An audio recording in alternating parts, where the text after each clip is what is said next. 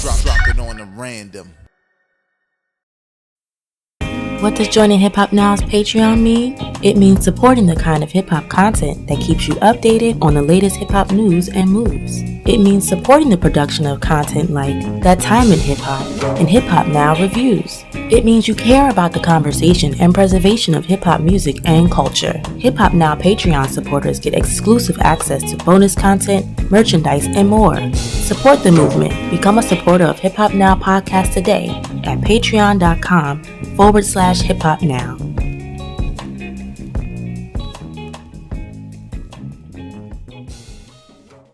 Coming up on this week's episode of Hip Hop Now podcast, it's the 200th episode. Let's get right to business. Read these headlines. This album must be gone. This album must be gone. Classic album. Permanent Hip Hop Podcast.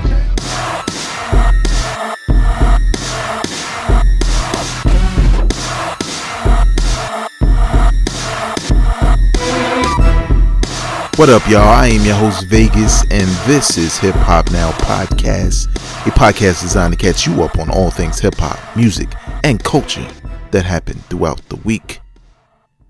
Returning listeners, appreciate you. I know you've been around for a while. It is what it is. New listeners, I'm glad you came through because this is a perfect moment for you to join the Squizzard and hit that subscribe button, hit that like button, and more importantly, comment and share this podcast with people you know enjoy this kind of content. We know what the business is. This is the 200th episode of Hip Hop Now podcast. Now, when I say that, technically, it's not. But technically it is. Let me explain. This is the 200th episode of Hip Hop Now podcast. Yet, I've actually done more podcast episodes than that. I'm probably closer to 300, if not 400, because I've done, Hip Hop Now podcast extra throughout the history of this podcast. And all that is, instead of doing a series of news stories related to hip hop, I focus on one topic and give my perspective on that topic. But Hip Hop Now podcast started and will end. The main podcast started as a news oriented podcast. And that's what it is, man. If you're new here, every week, we're laying down what's happening in hip hop, whether that's album releases, disc records, versus battles, whatever it may be. And, we going over these different stories. And the whole design behind the podcast is to inform you. Not everybody can stay up on their hip hop music and who's new and what's out and all of that. And there are a lot of people who still have interest, but they can't keep up. And they may listen to the radio and may not like what's there. And they need somewhere to find out, well, what's out? Who's hot? What's happening? You know what I'm saying? So my idea was to create a podcast that was around 30 minutes, a nice short and sweet podcast. Sometimes I go a little bit over, but mostly 30 minutes to basically inform the hip hop head.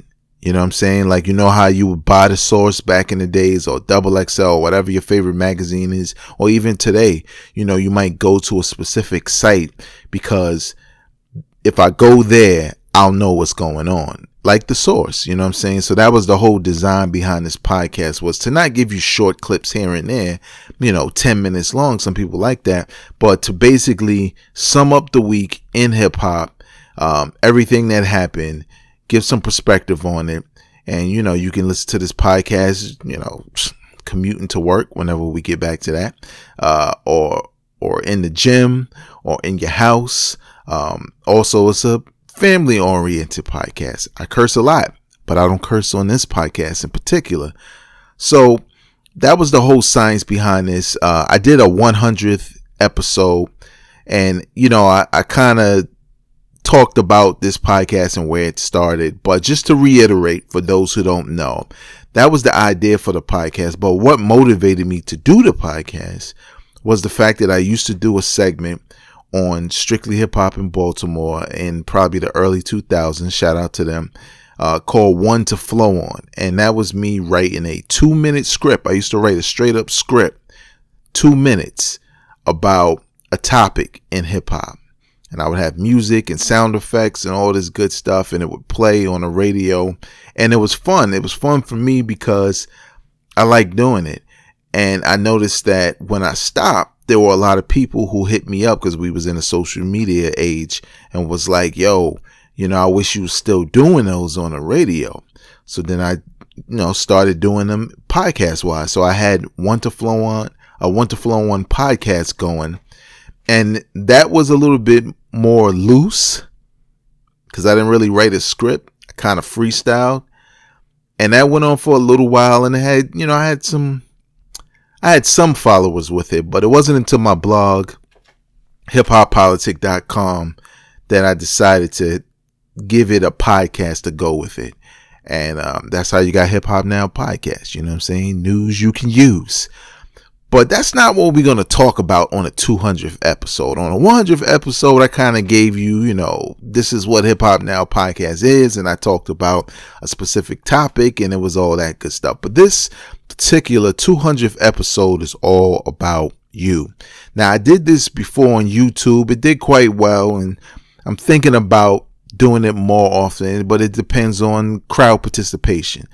And what I did was I did a segment called Ask Vegas, and I had it so that people can ask me any questions, whether it was about hip hop, sports, some personal, not too personal, but movies, everything. And I think it came out pretty well. It did decent. And I also put the audio version in this stream so the people who only listen to this podcast could also catch it. But today's episode is all about you. So all I did was ask a couple of people to send me some questions, hip hop questions.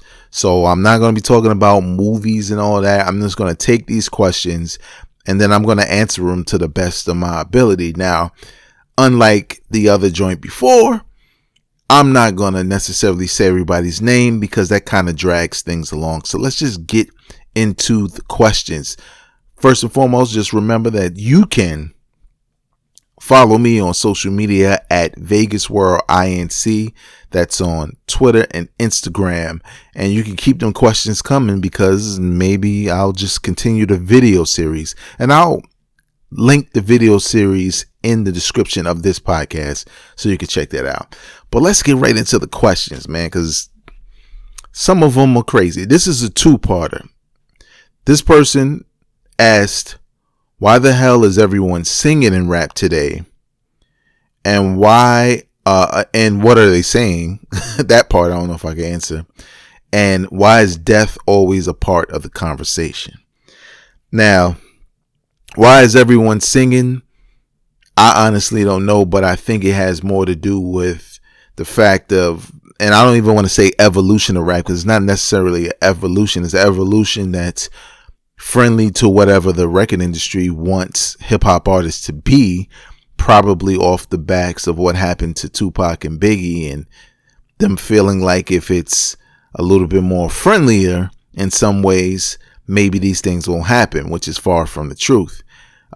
But I think it's just the style of the way things are. And that's why a lot of people or a lot of rappers do the sing-songy thing today. I think it's just what people like. It's just what it is now as far as the wave.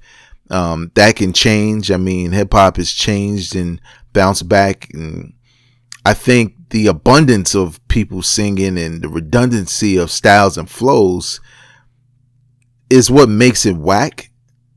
Because it's not necessarily the singing, it's that everybody's doing it. And that kind of makes it so like no one's unique. But that's not necessarily how a new generation of hip hop fans digest it. They digest the music in a totally different way, which has more to do with whatever the newest song is than it's about really being invested in the artist's whole career. Don't get me wrong. There's certain artists that they are, but I find that there's a one-hit wonder like every month. There's always that new person, almost like every month. And it makes me think, okay, well, what happened to the other guy that everybody was crazy about? So it is what it is in that regard. And why is the conversation always about death? Now, that one's tricky only because if you look back maybe the 90s on, and I'm talking early 90s like NWA and all of that, death has always been a part of the conversation in hip hop.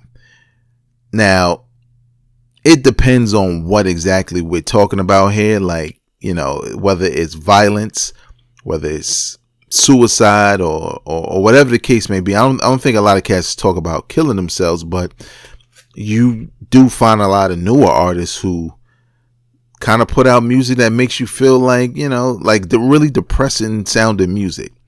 But what I get is she's really talking about mostly people who rap about like guns and street violence and all of that. And I always looked at hip hop as being more so about storytellers. And unfortunately, the majority of the storytellers come from surroundings where they're surrounded by death. They're surrounded by a lot of negative images, and that's what they rap about. And as a fan, I don't take too much of it seriously. So for the majority of the time, at least for me, I treat it the same way I would treat, am I going to watch a rom-com or am I going to watch a gangster flick? Am I going to watch a kung fu flick or am I going to watch a drama? You know, I just treat it like that. It's entertainment to me. And if somebody takes it beyond that, that's more so on them. I'm just a hip hop fan. Here's another question. Are there any female MCs that are in my top 20? This is difficult because I want to say yes, but who? Like, who am I really going to say is in my top 20 of all time? That's my assumption right here. Obviously, if you were talking about top 20 right now, yes, Rhapsody is definitely in that. But top 20 all time, I think I might have put Lil' Kim or MC Lyte, if not both, in my top 20 in the past. And it's hard for me to answer that kind of question because I really don't sit around and think about who's in my top 10 or who's in my top 20. And if you ask me to give you a top 5 right now, it'll be off the top of the dome. And if you ask me to give you a top 5 2 months from now, it might be a different top 5. Not drastically different, but it'd probably be a little bit different. So it's tough for me to say, but I think if I was going to say, at least for me personally, what 2 females would make my top 20, it's probably MC Lyte, and it might be Lil' Kim, if not Lauren. But it's difficult to say Lauren because there's not much there, you know, whereas with Lil' Kim, and I know the whole ghostwriting stuff and what we don't know she wrote and blah, blah, blah. I'm just taking all of that out of it because we know there were some of the fellas who had people ghostwriting for them. Here's some more questions. What's an older album that you passed on then that you've recently listened to that made you think, wow, I should have paid attention back then? I'm going to say Warren G, Regulate, G-Funk Era. I think, and this is a more recent joint, but I think it's because of the simple fact, when I say recent, I mean like as far as something I listened to very recently. I think I picked that one because back around that time when that album came out, like I wasn't the type of dude that had every album. Not because I didn't want every dope album back then, but I just didn't have the money. And I had to pick things that I really, really wanted. So if it was Warren G or pick up this Wu-Tang album, you know what I'm saying? I was probably going to pick the Wu-Tang because I was more excited by that. And I didn't dislike Warren G. But if you only got money for one, you got to go with the one that kind of fits more of what you're most excited about. Unless you got money to get both, then you get both. But I listened to it recently for the latest episode of That Time in Hip Hop. Shout out to Tone that we did. You can check that out on YouTube on the B-Roll Network. But I was listening to the Warren G and I was like, man, how did I not have this back in the day at some point? Why did it take this long for me to listen to this album in its entirety? And I know there's some people will say, oh, you never heard that? Well, yeah, I've heard songs off of it, but I never sat down and played the entire album from front to back and soaked it in that way. So when I got the chance to finally actually do that, I realized that it's an album I probably should have owned years ago. So that's my pick for that. Here's another question. This guy has two questions. The first question is, how was Rakim considered godly as an MC when the year 1997 touched down? And the second question is, producers as MCs, who's better? Pete Rock, Diamond D, Large Professor, Alchemist, RZA, etc. So to answer your first question, how was Rakim considered godly as an MC when the year 1997 touched down? I think it was more of a respect thing at that point in 97. In 97, when Rakim was like re-emerging and on the scene, I believe that's around the time he started to come out with his solo joints. I think it was more of people paying homage to what he did previously and what he is. The godly part about Rakim has nothing to do with his longevity in the hip hop game as far as being on top. Because if you don't know, I got a podcast about who's the real GOAT, and I say LL Cool J is the real GOAT of hip hop, not Jay-Z. Jay-Z's the GOAT for another reason. But that has more to do with the totality of his career and what he's done outside of rap. Whereas LL is just like recording artist magic. He had a hell of a run at the top with actual hits, not necessarily people getting hyped because it's him. But no, the songs were that good. As much as you would think that he would fall off, he would break through with a hit record. And I mean an actual hit, because no one's checking for him. See, people are checking for Jay-Z, but no, LL was doing it at times where people were checking for new school stuff. But he kept putting his name in the conversation and people couldn't deny him. But we're talking about Rakim. So Rakim is not godly because he dominated from the mid 80s to the 90s or the late 90s. What's godly about him is because he was doing something at a time that no one else was doing, and his flow was so influential. His flow, what he talked about, how he put his words together, was so influential to so many MCs. See, a lot of dudes that I talk to for mostly grew up on 90s hip hop, and that's what they worship. But Rakim and Kool G Rap to an extent, and Big Daddy Kane, fathered that 90s group. You know what I'm saying? And I'm mostly talking about the East Coast. They just like how NWA is like the blueprint for every gangster rapper that came out after them. It's the same thing for Rakim. You know what I'm saying? His flow was something that just wasn't being done like that. Same thing for Kane. You know, same thing for the wordplay of Kool G Rap. They were trendsetters. So people look at Rakim as the god because, you know what I'm saying, it was like supreme lyricism at the time, where that's not how everybody was rapping. So when it was 1997 and he was coming back, people was with it, and it was an homage thing. So that's what I think it was about. Second question, producers as MCs, who's better? Now, shout out to the homie Kill. We did a podcast about producers on a mic. And you have down here Pete Rock, Diamond D, Large Professor, Alchemist, RZA, etc. And I'm going to add 2 people. I'm going to add 3 people to that list. And we know ghostwriting was notwithstanding, but because of them being known as rappers just as much as they're known as producers. Dr. Dre, Kanye West, and Q-Tip. And who I think is the best out of them, I gotta go with Kanye. And I think Diamond D is a close second. And that's kind of blasphemous to Large Professor, I know. But I feel like Large Professor and Q-Tip will probably be third. But I just feel like Kanye, to me, and I just felt like he became so much of a dope rapper at a certain point where I wasn't just looking for beats. You know what I'm saying? I was listening to the bars, and I felt like he could stop making his beats and be a full-time rapper and still be successful. Q-Tip is mostly known as a rapper, and I don't think people pay much attention to his production, even though it's dope.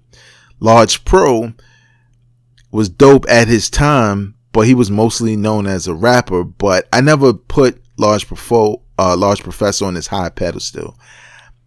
When I was younger with Diamond D, I thought he was one of the dopest rappers out. And then I had learned, back then I was like, oh wow, he's a producer, and he was dope on the production as well. So it's hard to say to pick one. I would never pick RZA because I never thought RZA was a dope rapper. I just thought he fit well because of the moniker and Wu-Tang and everything associated with it. He's definitely one of the top 5 producers all time. Alchemist, he kind of comes across sometimes as your typical producer rapper. Like, it ain't bad, but it ain't eye-catching. I feel like people like Diamond D, like Large Professor, Kanye West, and Q-Tip can just be rappers and everything would be fine. They wouldn't fall off because they're just as good. And let's not forget, Havoc is dope too. He's a producer. So I kind of picked one, but I didn't. But I'd say Kanye. Here's 4 questions. See if I could get through these quick. Name an album recognized as a classic, but you don't personally like. Ooh. An album recognized as a classic that I don't personally like. Man, this is kind of tough, because when I start thinking about classics, I typically like the album, right? Like, as I go, as I'm thinking, like, okay, classics. Like, if I just ran down the name of some classics, I can't say I didn't like them. I could tell you a classic album that I like, but I don't think it's classic in the same category as other albums. And that's Snoop Doggy Dogg's Doggy Style. I was so into The Chronic that I felt a little let down by Doggy Style, because there are songs on Doggy Style that I skip. And there are songs on classic albums that we all skip, but I'm talking about, it's more than one, and it's more than 2.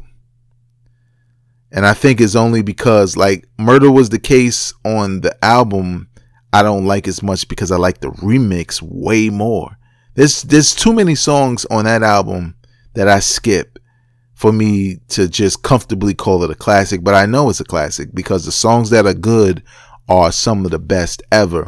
But I just felt like if I'm calling The Chronic a classic, when I heard Doggy Style, I didn't instantly feel like, yo, this is a classic. So 2, here's a flip side of that question. Name an album you feel is a classic but isn't recognized as one. I could think of a million joints like this. Common's Finding Forever. I think it's a better overall album than B. Now, a lot of people, everybody, probably including myself also, would say B is a classic. Are you crazy? And I wouldn't disagree at all. But I feel like because of the energy with B and how everybody was into that Common album, everybody kind of slept on the follow-up, which also was produced by Kanye West, and also with No ID, who was a longtime producer for Common, I feel like that's a better album. And I did a Common album tier list that you could check out on YouTube. B-Roll Network, same thing. And also the audios within this podcast feed. But I kind of felt like people slept on that album big time because, it was it followed B, and it wasn't B, but B just felt like we got Common is making a comeback. We just going to get some dope beats and make some dope songs. But as an entire album, it's not cohesive. It's I know there's B intros and outros and all that, but if you listen to Finding Forever, it has a rhythm that reminds me of One Day It Will All Make Sense. Like, that's an album. You know what I'm saying? It's a journey. B is more so Common is back. Most impactful album of all time. I think the most impactful album of all time. I'm gonna cheat. I think it's Straight Outta Compton, and It Takes a Nation of Millions to Hold Us Back. I feel like when Melly Mel made The Message, that told rappers and people outside of rap that this art form could be used to tap into the inner city and what people were thinking and what was happening there. And I feel like Straight Outta Compton and It Takes a Nation of Millions to Hold Us Back by Public Enemy, they're two sides of the same coin. One is more organized, militant, with messages, with insights to what's happening in the ghetto and in the black neighborhoods and in the inner cities. And Straight Outta Compton is the same thing, but it's people who are upset and ready to wild out. And I feel like both of those albums, and probably more so Straight Outta Compton because it was more controversial, but I feel like they both had an impact on hip hop as far as lyricism and popularity and energy and what a rapper can and can't say. You know what I'm saying? And I mean, I think it's just one of those two, but I'm leaning a little bit more towards Straight Outta Compton. Most iconic rapper of all time, LL Cool J. Told y'all, man, he's the GOAT. That man has done posse cuts. That man has done probably 2 comeback albums. He's gone platinum on every album for like 3 decades straight. You know what I'm saying? He's basically had hits and had success in multiple eras of hip hop. People talk about what's the best era of hip hop, and LL Cool J was putting out heat in all of them. So he has to be the most iconic of all time, as far as, look, energy, what he does. Is almost like LL's not even a real person. If you know LL, if you don't, you need to do your homework. Is Kendrick Lamar in your top 10 all time? If not, what does he need to do in order to make that top 10 spot? I think he is. I don't think he needs to do anything else at this point, because what other cat has 4 straight good to dope to classic albums? I wouldn't call all 4 of them classic. I might call 2 of them classic, but he hasn't released a dud yet. And obviously he's an acquired taste for some people. But for me, from Section 80 to Good Kid, Mad City to Pimp a Butterfly to Damn, those are 4 really good, strong albums. He hasn't missed yet. Now, time will tell, but when you think about a person like me putting Biggie in my top 10, top 5, and he don't even have 3 albums, I'm saying, you know what I'm saying? So, and it's not just about the albums, it's about the body of work. But I think Kendrick has embodied a lot and has done a lot in a short span of time, and it's all dope. So, yep, he's in my top 10. Where he is, I don't know. Right, he's definitely outside my top 5 because there's just certain people I can't put him in front of. Here we go. Another question. Who would be your starting 5 female MCs against 5 male MCs? Oh my God. All right, this is a lot. Okay, starting 5. I'm going to go with Rah Digga, Lauryn Hill, Lil' Kim, Foxy, and MC Lyte. And against 5 male MCs, let's say Big, Nas, Hove. Obviously, I'm going to go with those 3. Who else should we throw in there? I don't know. Common and Sean Price to mix it up. Let's just throw it in there. Who would win? I have no idea. Who's writing for who? Rah Digga would roast a couple of them. I ain't gonna front. She probably wrote it. It wouldn't be easy. Put it that way. Will vinyl and cassettes ever meet its demise in the near future or no? Well, cassettes are dead. That ain't like vinyl. Vinyl's different. Vinyl actually has vinyl is actually making real money. I myself am a collector of vinyl, only the classics. But I don't see anybody really buying cassettes. I see plenty of people buying vinyl. I see vinyl everywhere, in different stores. I don't see cassettes like that, and I don't think cassettes should come back. It was just too many issues with cassettes. You know what I'm saying? First of all, getting a cassette player and having it eat your album and it be basically dead. Whereas vinyl is cool. You know what I'm saying? You pull your records out, whatever. You ain't wearing it out. Like, I think most people who own vinyl now aren't really playing that much music all of the time on it. And it's more of a nostalgic thing. Like, for me, I don't have every classic album. I have specific classics. Joints I feel will sound excellent on vinyl. Cause some of those 90s albums on vinyl, some of them are just too much big bass and booming and stuff like that. It's a certain vibe, because this is the thing with vinyl. It has a warm sound to it. You know what I'm saying? It sounds more like being in a room with the instruments, but not being overly processed and loud and super clear, but more dirty. You know what I'm saying? And I feel like certain albums, like I have Marvin Gaye's I Want You, just sounds excellent on vinyl. You know what I'm saying? And, even Illmatic sounds good on vinyl. So it depends on what it is. The Chronic sounds good. All right. 2 more questions.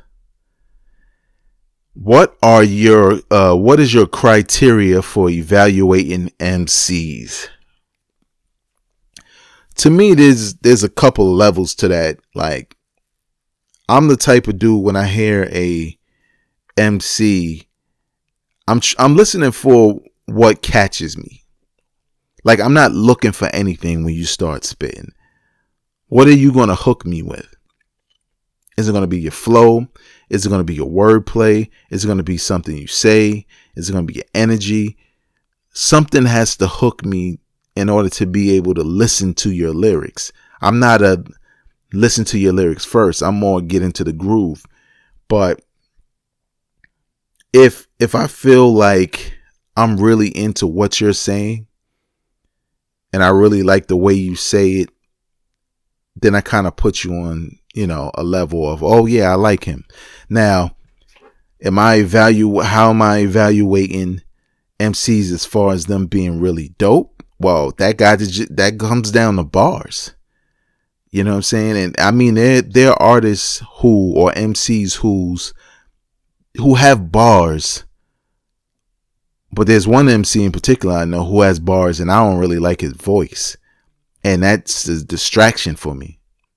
So a lot of times I'm not really listening to his bars because I don't really like his voice. It's kind of irritating.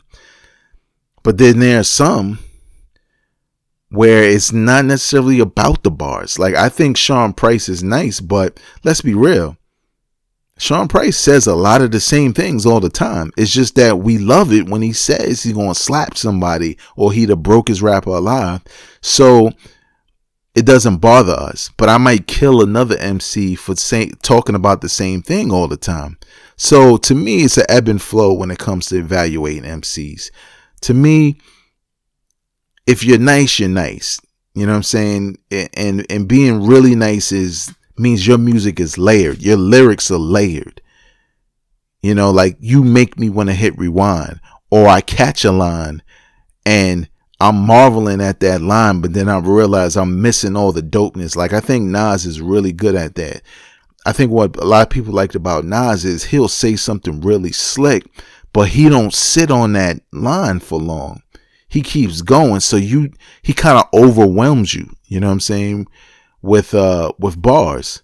And then there's some people who set up their bars. They set up their punchlines.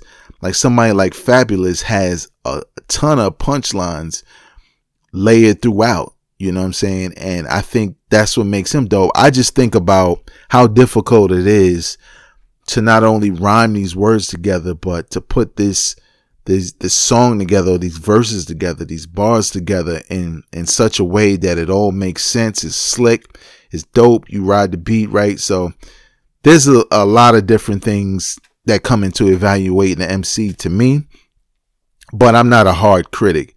It's more of a preference thing. All right, and this is the final question of the night, and I appreciate everybody who submitted questions. Top 5 single album performance from an MC that was part of a group. And he had examples: Grand Puba in Brand Nubian's debut, Ghostface on the Purple Tape. Album performance from an MC that was part of a group. I think I'm going to go with what you suggested there, and that's Grand Puba on Brand Nubian. You know why? Because when he left Brand Nubian, I felt like, well, what is Brand Nubian without Grand Puba? That's the impression he made. Whereas with Ghostface on a Purple Tape, I still liked Raekwon just as much as I like Ghostface. I just felt like Purple Tape was Ghostface's coming out party. But I never felt like a Raekwon album ain't dope if it ain't all Ghostface all in it. But performance wise, yeah, I felt like Ghostface was outstanding, but I felt like Grand Puba was better because he was clearly the highlight of that group on the debut album. I used to look at Brand Nubian as Grand Puba's group. You know what I'm saying? I didn't look at it as a group. I looked at it as Grand Puba's group. So when he broke up, even though I bought the next album that Brand Nubian released with Lord Jamar and Sadat X, to me it was like the thing I liked about Brand Nubian was gone, and that was Grand Puba, and that was because he just was dope on everything, man. Like, Grand Puba was the type of dude who don't get enough props for how dope he was in the early 90s, man. He was crazy. Early to mid 90s. He was crazy, man. And he been doing it since Masters of Ceremony, you know what I'm saying, in the 80s. But if I had to, pick one, or I guess you said top 5 single album performances. So Grand Puba would be one. Ghostface would be another. Standout as part of a group. Now, this is difficult only because I'm trying to think of, because you could easily just go into Wu-Tang. Like, another one would be Inspector Deck on Moment of Truth, right? Above the Clouds. That verse, ridiculous. You know what I'm saying? Like, just completely ridiculous. Who else? And I can't say top 5 because honestly, I just didn't really think about this enough to say top 5. Prodigy on Sports, Drugs, and Entertainment, Cameron's album, Losing Weight. Not only is that song crazy, but we know P was getting crazy on the mic, and that's just another one that was dope. Andre 3000 on Rick Ross' album, God Forgives, I Don't, If 16 Ain't Enough. You heard that joint? Come on now. But that's going to do it for questions on the 200th episode of Hip Hop Now podcast. I really appreciate people submitting some questions. Some questions that kind of gave me a little pause because I didn't want to do no homework. I wanted to freestyle. But then I just edited this joint so you didn't hear half the mistakes. But nevertheless, I appreciate you. You know what I'm saying? Subscribe to the podcast. Stay tuned for more content going on. Whether there'll be 300 episodes, I don't know. We'll see how that goes. But remember, you can follow me on social media at Vegas World INC. And this podcast is available wherever you listen to podcasts. So it doesn't matter what app, what device you use. You just go to your favorite podcasting app and type in the words Hip Hop Now Podcast, hit subscribe, and stay locked in. Join the Patreon gang at patreon.com/hiphopnow to support this podcast. And until next time, y'all, I am not a critic, I'm a fan. Peace. Drop it on the random.